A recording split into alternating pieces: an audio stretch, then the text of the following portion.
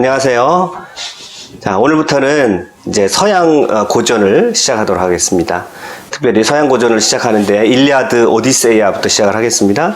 그런데 일리아드 오디세이아는 그리스 역사는 물론 또 신화도 어느 정도 알고 있어야 우리가 구체적으로 또 재밌게 공부할 수 있기 때문에 먼저 첫 시간으로 고대 그리스 역사의 개요에 대해서 여러분과 같이 재밌는 시간 갖도록 하겠습니다. 그리스 역사는 대개 5기로 나눠요. 고대 그리스 역사는. 그리고 고대 그리스는 지금 현대 그리스하고는 약간 다릅니다. 지도 모양이. 그래서 현대 그리스는 발칸반도 안에 그리스가 갇혀 있는 형국이라면 고대 그리스는 에게해를 중심으로 해가지고 넓게 퍼져 있는 이제 고대 그리스의 지도를 우리가 좀 볼 수 있어야 됩니다. 그래서 고대 그리스 역사를 5시기로 나눠요. 5시기로 나누는데 첫 번째는 이제 에게 문명 시기가 있고요. 두 번째는 암흑 시기가 있고요. 그 다음에 아르카익 시기가 있습니다. 그 다음에 고전 시기, 헬레니즘 시기 이렇게 5시기로 나누는데 이 기간들에 대해서 오늘 구체적으로 어떻게 되는지 한번 같이 살펴볼게요. 우선 이제 고대 그리스 하면 세계의 지도에서 자 여기 보이는 이쪽에 아프리카 위에 지중해 또 유럽 밑에 지중해를 배경으로 해서 고대 그리스 역사가 시작이 되고요. 그리스 역사 이후에 로마까지 이어지는 지중해의 전성기가 있죠. 그래서 서양 문명은 이 고대 그리스 지중해를 중심으로 서양 문명이 전개가 됩니다. 조금 지도를 이제 좁혀 보면요. 여기가 바로 이제 지중해입니다. 지중해고요. 우리가 잘 아는 로마가 여기 있네요. 로마가 있고 여기 시칠리아 섬이 있습니다. 그 다음에 여기가 우리가 흔히 발칸반도라고 말하는 그리스 본토가 있고요. 그 다음에 이제 우리가 꼭 알으셔야 되는 것이 그리스 본토 밑에 쪽으로 보면 이렇게 손바닥을 이렇게 오른손바닥을 이렇게 뒤집은 것처럼 보이는 요 반도가 하나 있습니다. 요거를 펠레폰네소스 반도라고 합니다. 그래서 오른손 손가락을 이렇게 뒤집었다고 생각하시면 되고요. 나중에 여기 중요한 지형들이 굉장히 많이 나오기 때문에 그렇게 알아두시면 좋을 것 같고요. 그 다음에 크레타입니다. 여기가 크레타 섬이고요. 그 다음에 여기가 터키인데 지금의 터키지만 요쪽을 소아시아 반도라고 합니다. 그래서 고대 그리스의 역사는 여기가 에게해입니다. 여기가 에게해고요. 여기 소아시아, 여기 그리스, 그 다음에 펠레폰네소스 반도 요렇게 요 지역을 중심으로 해서 고대 서양 문명의 뿌리라고 할 수 있는 그리스 문명이 시작되는 것입니다. 자, 지형도를 조금 더 구체적으로 보시면 이런 지형을 가지고 있어요. 그러니까 굉장히 산악지역이라는 걸 알 수 있습니다. 골짜기가 있죠. 분지가 있습니다. 그래서 그 분지마다 도시국가가 하나씩 들어가 있는 그런 모습을 생각하시면 되고요. 그 다음에 이 지형상에서 아까 말씀드렸던 대로 여기가 이제 펠레폰네소스 반도고요. 여기가 이제 발칸반도 그리스 본토고요. 그 다음에 여기가 바로 크레타 섬이 있습니다. 크레타 섬이 있고요. 그 다음에 이쪽에 소아시아 반도요. 이렇게 지형도를 우리가 봤습니다. 그 다음에 요 가운데 있는 소아시아와 발칸반도, 즉 그리스 반도 중간에 있는 요 지역을 에게해라고 합니다. 에게해. 그래서 고대 서양 문명은 바로 여기에서 발달해 있습니다. 그래서 서양 문명이 먼저 발달하는데 이 크레타 섬에서 먼저 발달을 하거든요. 서양 문명이. 그래서 여기에서 고대 발달했던 문명을 에게 문명이라 하고, 에게 문명은 2단계로 나눠져요. 이 크레타 섬을 중심으로 발달한 크레타 문명 또는 미노아 문명 이렇게 얘기를 해요. 그 다음에 요 반도 중에서 요 펠레폰네소스 반도에 미케네라는 지역이 있습니다. 그래서 미케네 문명에 먼저 발달하게 됩니다. 미케네 문명. 그 다음에 조금 더 이제 다른 지도로 살펴볼게요. 자, 우리가 아직은 이제 지명이 다 익숙하지 않으니까 제가 차츰 나중에 이제 이 그리스의 구체적인 지명들 다 얘기를 드리겠습니다만은 우선 우리가 이제 먼저 알아두셔야 되는 지명이 있습니다. 자, 여기가 무슨 반도라고 그랬나요? 제가? 그렇죠. 펠레폰네소스 반도죠. 스파르타가 여기 있다고 딱 생각하시면 됩니다. 그러니까 스파르타를 오른손을 거꾸로 이렇게 펼쳐보시면 이제 둘째 손가락, 셋째 손가락 사이에 스파르타가 있습니다. 그 다음에 이제 요 펠레폰네소스 반도 말고요. 그리스 반도 끝자락에 아테네가 있습니다. 아테네요. 스파르타와 아테네는 전통적으로 서로 굉장한 라이벌 관계가 있죠. 우리가 그것은 이미 알고 계시리라고 믿고요. 그 다음에 그리스 문명은 자 본토에서 먼저 발달한 게 아니라 여기 크레타 섬에서 먼저 발달하게 됩니다. 자, 이 크레타 섬에서 먼저 문명이 발달하게 되는 이유가 있습니다.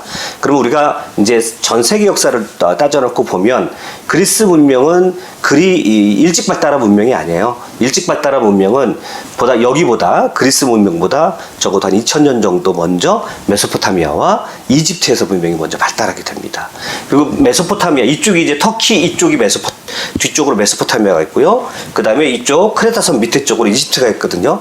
그래서 크레타 섬에서 문명이 먼저 발달했다는 것은 이 크레타 섬이 메소포타미아와 이집트에서 문명을 받아들이기 좋은 위치에 있기 때문에 여기서 먼저 문명이 발달하게 되는 겁니다. 그래서 서양 문명의 이제 서양 문명의 근원 시작은 이 크레타 섬에서 시작된다고 할 수 있고요.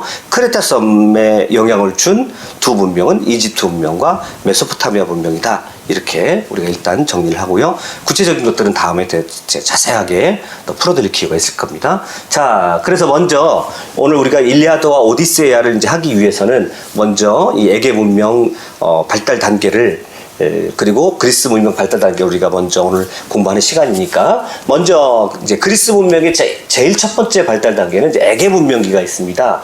에게 문명 중에서도 이제 에게 문명은 크레타 문명하고 미케네 문명으로 둘로 나눠지는데 그중에 크레타 문명은 기원전 2000년부터 1600년 사이에 요 크레타 섬을 중심으로 해서 문명이 발달하게 됩니다. 자, 서양 문명은 크레타 섬에서 시작됐다. 서양 문명은 그리고 점차 이제 서쪽으로 이동하고 그 다음에 이제 유럽 쪽으로 이동하는 그게 서양 문명의 근원지라고 할 수 있습니다. 그래서 오늘 유럽이라고 하는 어원도 여기서 나오게 됩니다. 한번 살펴보도록 하겠습니다. 고대 그리스 세계에서 가장 오래된 문명이다. 그래서 미노아 문명이라고 하기도 하고 크레타 문명이라고 하기도 합니다. 미노아 문명이라고 하는 것은 여기에 크레타 섬에 굉장히 유명한 미노스라고 하는 왕이 있습니다. 그래서 미노스 왕의 이름을 따서 미노아 문명이라고 하기도 하고요. 그 다음에 섬 이름인 크레타 문명이라고 하기도 합니다. 자, 일단 서양에서는 가장 오래된 문명입니다. 여기가. 그리고 미리 말씀드렸던 대로 그거보다 한 2000년 정도 전에 이미 이 동쪽에는 메소포타미아 문명이 굉장히 오랜 시간 발달이 왔었고요. 그 밑에는 이집트도 그에 못지않게 굉장히 오랫동안 문명이 발달이 와 있었습니다. 그 후에 이제 그 영향 하에서 크레타 문명이 발달하게 되는 거죠. 이 크레타 문명은 1900년대 초기에 영국의 고고학자 아서 에반스에 의해서 본격적으로 발굴이 됩니다. 그 다음에 이 에반스가 이제 크레타 문명을 발굴한 다음에 그 다음에 결론을 내리기를 메소포타미아와 이집트에서 발달된 문명을 받아들여가지고 독특한 그렇지만 굉장히 좀 높은 수준의 그런 문명을 이룩했다. 크레타 문명을 이렇게 평가를 합니다. 자, 이게 이제 유적지예요. 크레타 섬에. 요즘 한국 관광객도 여기 많이 가시더라고요. 그래서 그 섬에서 가장 유명한 왕이 미노스 왕이기 때문에 미노스 왕의 궁전을 크노소스 궁전이라고 하거든요. 이제 그런 이제 유적들을 토대로 해가지고 상상도를 복원을 한 것입니다. 이게 크노소스 궁전의 복원도입니다. 거기에 그려진 벽화들입니다. 굉장히 컬러풀하고요. 색깔이 화려한 것을 볼 수 있는데 이런 색깔들은 사실은 이집트에서 영향을 받을 가능성이 굉장히 큽니다. 특별히 이 그림을 보면요. 여러분 이제 미술에 대해서 조금 관심을 가지고 계시면 이집트 미술의 특징을 뭐라고 그러냐면 정면성의 원리다 이런 얘기가 있어요. 그래서 정면성의 원리인데 여기 보시면 이제 이 사람의 가슴은 앞을 보고 있잖아요. 그런데 이 다리를 보면 다리는 이제 걸어가고 있는 모습을 보지만 또 가슴은 앞을 보고 있어요. 사실은 이거는 불가능한 신체 구조입니다. 이렇게 나올 수가 없어요. 근데 요 그림을 봐서 이집트의 미술에 영향을 받았다라는 것을 우리가 이제 이 그림을 보면 알 수가 있어요. 그래서 정면성의 원리라고 합니다. 그 다음에 이 그림을 보면 아주 재밌는 것이 뭐냐면 여기 보면 이제 물고기를 가지고 있어요. 역시 해양 문명입니다. 섬이기 때문에 물고기를 이렇게 들고 있는 어떤 어부들의 모습이라고 할까요? 자, 그리고요 이쪽을 보시면 이제 그 돌고래가 새겨져 있죠. 그래서 돌고래에 활발하게 돌고래가 막 움직이는 그런 모습들을 이제 궁전 그 벽에 이렇게 새겨놨거든요. 그래서 이게 굉장히 발달한 해양 문명이구나. 그리고 미노스 왕이 상당히 강력한 그런 힘을 가지고 있는 그런 정복군주였다는 것을 이제 고고학을 통해서 많이 알 수가 있습니다. 자, 그 다음에 이제 이 지역에 특별히 발달해 있는 그림이 있는데 황소 그림이에요. 황소 그림을 굉장히 많이 볼 수가 있습니다. 그리고 이 지역에 발달한 그런 신화, 이 크레타 섬과 관련된 신화들에도 대부분 황소 신화하고 연결이 많이 됐죠. 여기 보면 이제 어떤 사람이 막 달려옵니다. 달려와가지고 뿔을 잡고 한 바퀴 휙 돌아서 이쪽에 와서 착지하는 것을 볼 수 있습니다. 그러니까 이제 이때 아마 이런 게임이 황소 타기놀이라고 할까요? 이런 게임이 유행했던 것 같아요. 역할을 통해서 우리가 알 수 있는 것들은 크레타 사람들이 상당히 활발하고 이제 바다를 배경으로 해서 막 여러 군데를 이제 그 지중해를 돌아다니면서 상당히 활발한 그런 문명이었다는 것을 우리가 알 수 있고요. 자, 이제 그래서 말씀드렸던 대로 크레타 섬에서 가장 두드러진 벽화하면 바로 요 황소 벽화예요. 그래서 황소가 등장하는데 이것은 고대 근동 일대의 황소 숭배 사상하고도 밀접하게 관련이 되어 있고요. 성경에서도 보면 출애굽기에 보면 이스라엘 백성들이 이제 광야에서 황소를 숭배하는 것을 볼 수 있거든요. 그래서 이 황소 숭배 사상이 그 당대 고대 근동에 상당히 넓게 퍼져 있었다는 것을 알 수 있습니다.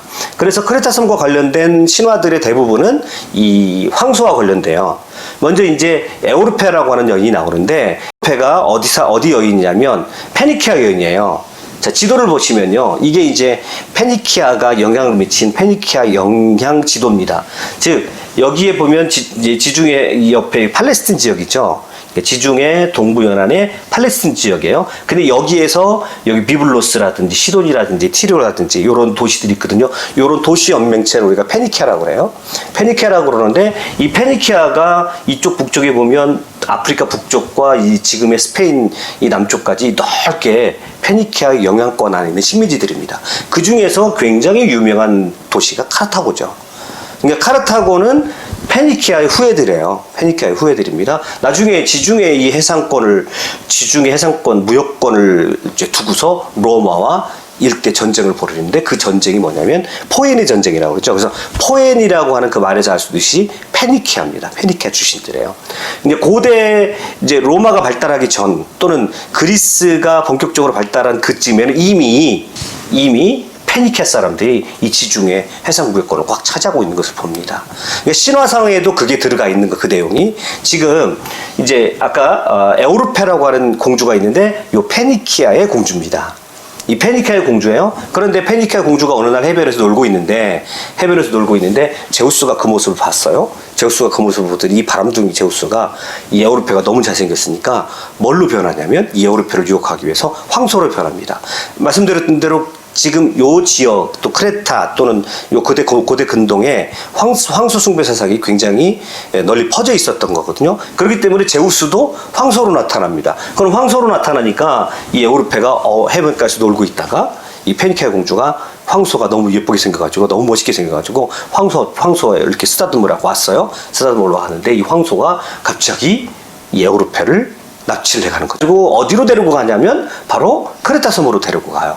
크레타 섬으로 데리고 가는데 그것 때문에 지금 이거는 뭐냐면 유럽연합 이후요. 유럽연합의 상징물이거든요. 거기에 이제 여기 조그만 나라들 있죠. 조그만 나라들이 있는데 어떤 여인 하나가 지금 유럽연합기를 가지고 간단 말이에요.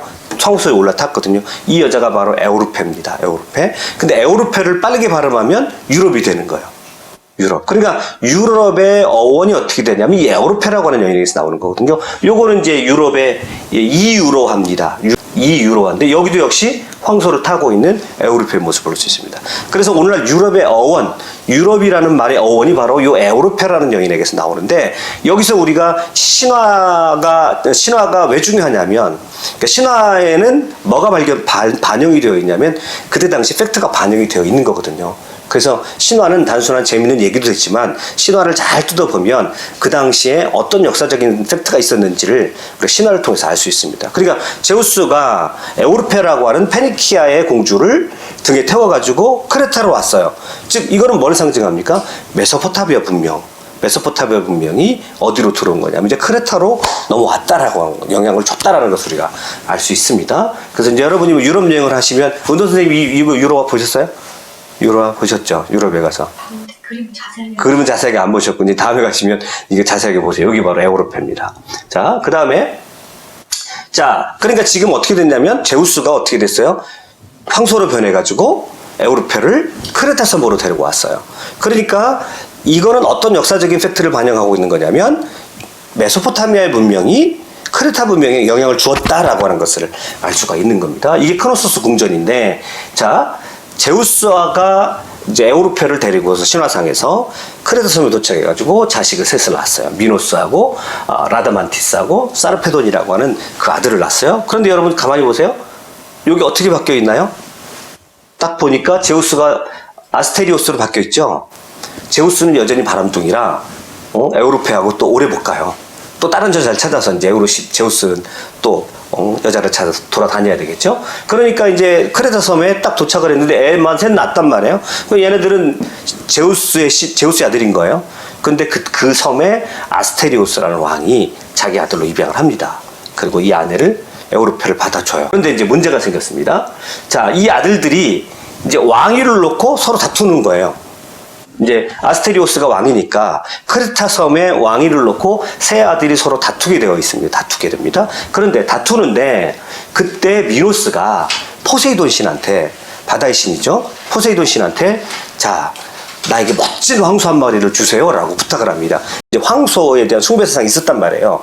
그러니까 내가 좋은 황소를 가지고 있으면 그것은 내가 신의 아들이 되거나 신에 관심을 가지고 있는 대상이라는 그거를 반증하는 거예요. 그래서 포세이돈한테 이 미노스가 자기가 왕이 되고 싶어가지고 뭐를 달라고 그러니까 황소 한 마리를, 멋진 황소 한 마리를 주시면 내가 그거를 가지고 왕이 된 다음에, 그러면 황소 한 마리가 내 옆에 딱 너무너무 멋진 황소예요. 이 사람은 신의 축복을 받은 사람이다. 이런 인정을 받아서 왕이 되는 거죠. 그리고 나서 이 사람이, 미노스가 실제 왕이 됐습니다. 그런데 이 미노스가 이 황소를 너무 탐이 나는 거예요. 원래는 다시 포세이돈한테 제사를 드려서 포세이돈한테 감사를 드리기로 했는데 황소를 자기 것으로 삼고 주지 않습니다. 돌려주지 않습니다. 그러니까 포세이돈이 열받았어요. 미노스가 포세이돈한테 황소를 제물로 바치기로 해놓고는 안 바치는 거예요. 그러니까 포세이돈이 네가 황소를 그렇게 탐을래? 내가 너에게 준 황소를 가지고 네가 왕이 됐으면서도 나한테 그 황소를 다시 안 바쳐? 그래가지고 포세이돈이 화가 나가지고 그 황소를 가지고 벌을 줍니다. 그 벌이 뭐냐면 미노스의 아내가 파시파에인데 이 파시파에가 황소하고 사랑에 빠지게 되는 거예요. 황소하고 사랑에 빠집니다. 그래가지고 참 말도 안 되는 얘기지만 황소하고 사랑에 빠져서 이 미노스의 아내 파시파에가 뭐를 낳냐면 이런 괴물을 낳아요. 미노타우루스죠. 너무 유명한 괴물입니다. 그러니까 얼굴은 황소같이 생겼고 몸은 사람같이 생긴 그런 괴물을 낳는 거죠. 그럼 여기는 어떤 인과응보의 모티브가 숨겨져 있어요. 재밌는 모티브가 숨겨져 있는 건데, 네가 황소 때문에 왕이 됐고, 그런데 그 황소를 신에게 제물로 안 바쳐서 신을 모욕했기 때문에, 그러면 너도 한번 벌을 받아봐라. 황소로 네가 한번 벌을 받아봐라. 이런 이제 인과응보의 모티브가 여기 담겨져 있는 거예요.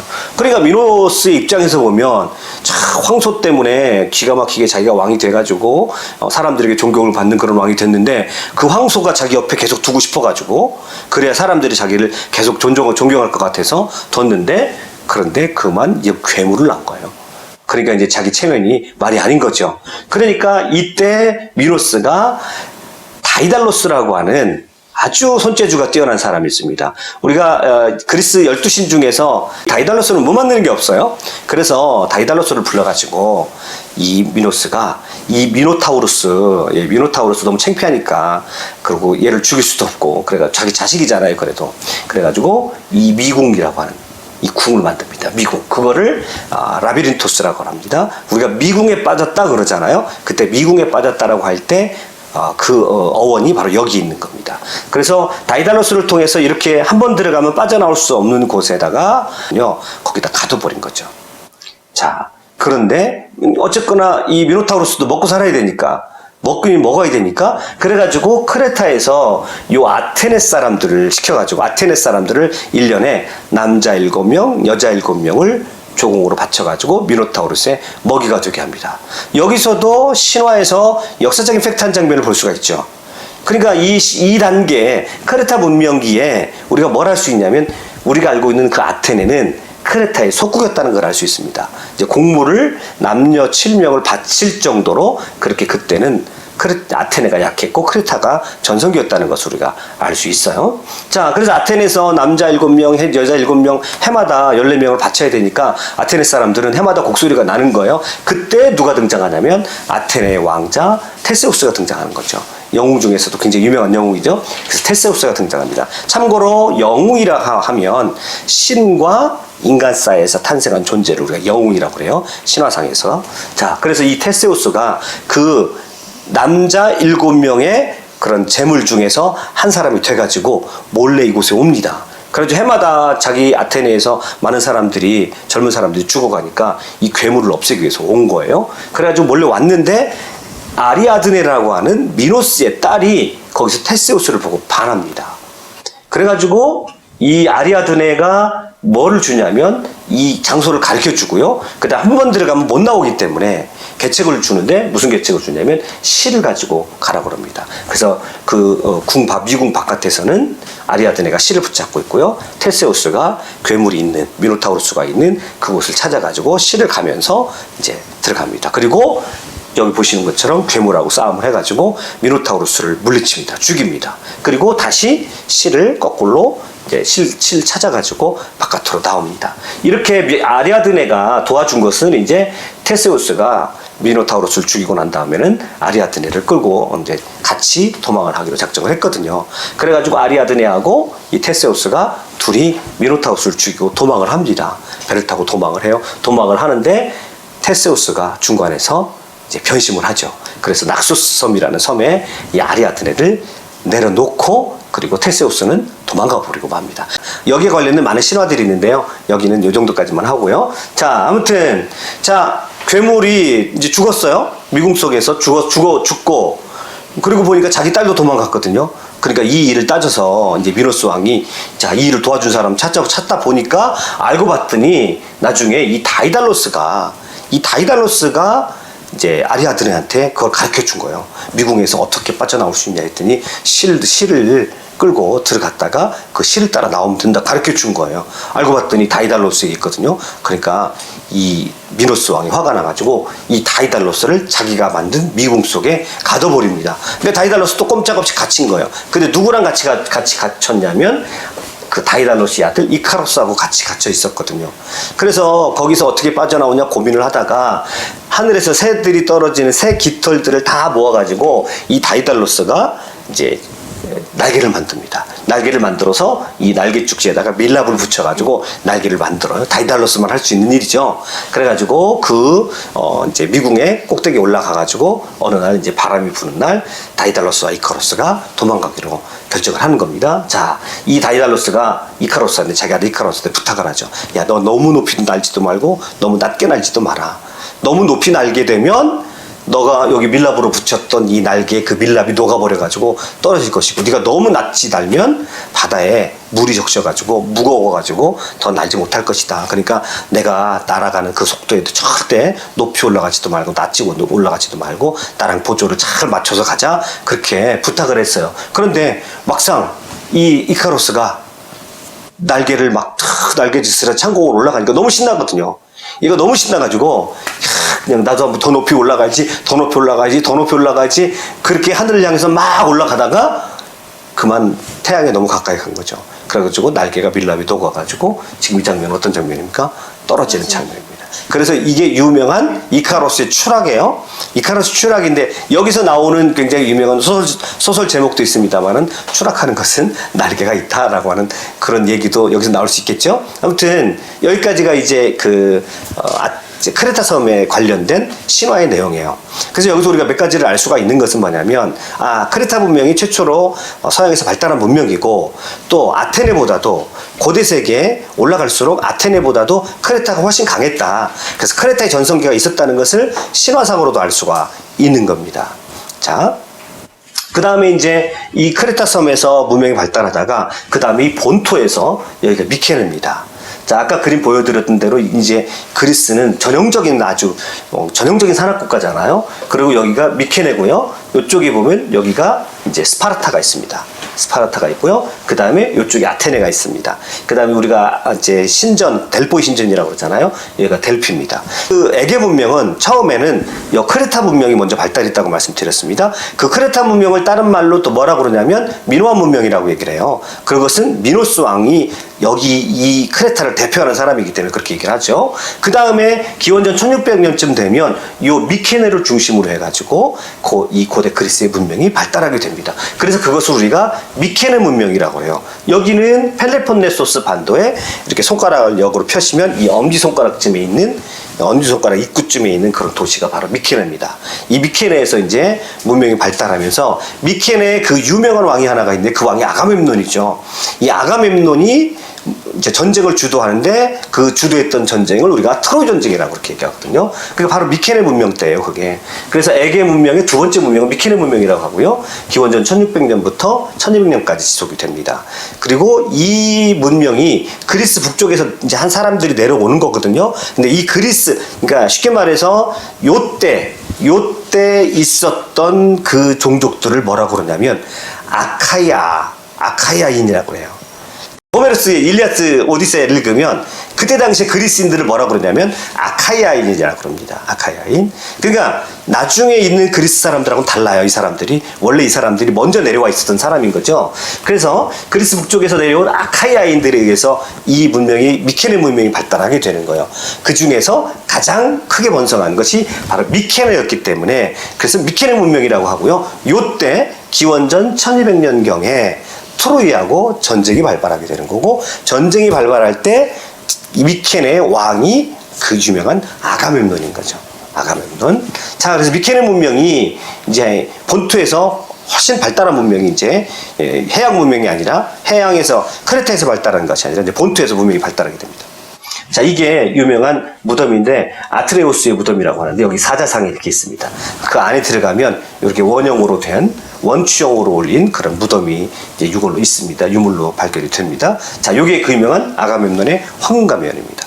자, 근데 이제 미케네 문명까지는 청동기 문명인데 트로이 전쟁을 할 때 보면 대부분의 무기가 뭐냐면 이제 귀족들은 청동칼을 가지고 있어요. 아직까지 트로이 전쟁 때는 그 철제 무기가 나오지 않습니다.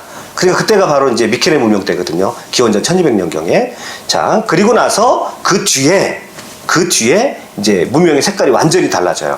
암흑기가 열리게 되는데 이 암흑기는 언제부터냐면 기원전 1100년부터 이제 기원전 800년까지 약 400년 동안 북쪽에서부터요.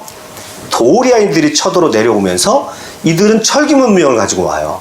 그러니까 철기 문명을 가지고 내려오는 이 그리스인들, 지금의 현 그리스인이라고 봐야 되겠죠? 이 도리아인들이 내려와 가지고요. 기존의 미케네 문명을 완전히 파괴시켜 버립니다. 완전히 파괴시켜 버려 가지고 거의 어떤 흔적도 남아 있지 않을 정도로. 기존에 문자가 있었거든요. 근데 문자 자체도 완전히 그냥 사용의 흔적들이 없어지고요. 거의 어떤 독특한 문명들이 발달하지 못하는 400년 동안의 암흑기가 이렇게 있게 됩니다. 그래서 이 도리아인들이 그리스에 정착하면서 우리가 알고 있는 고대 그리스 문명을 이루는 주류가 이 도리아인입니다.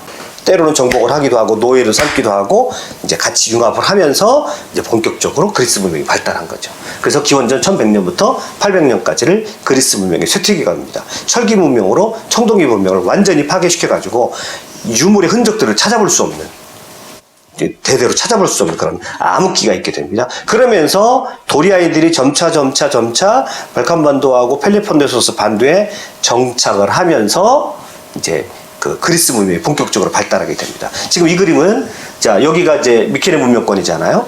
미케네 문명인데 북방에서 인도 유럽어족인 도리아인들이 내려와요. 도리아인들이. 그러니까 인도 유럽어족이라도 먼저 내려와 있는 사람들을 아카이아이족이라고 그랬어요. 아카이아이족을 도리아족이 내려오면서 완전히 파괴시켜가지고 400년 동안에 암흑기가 옵니다.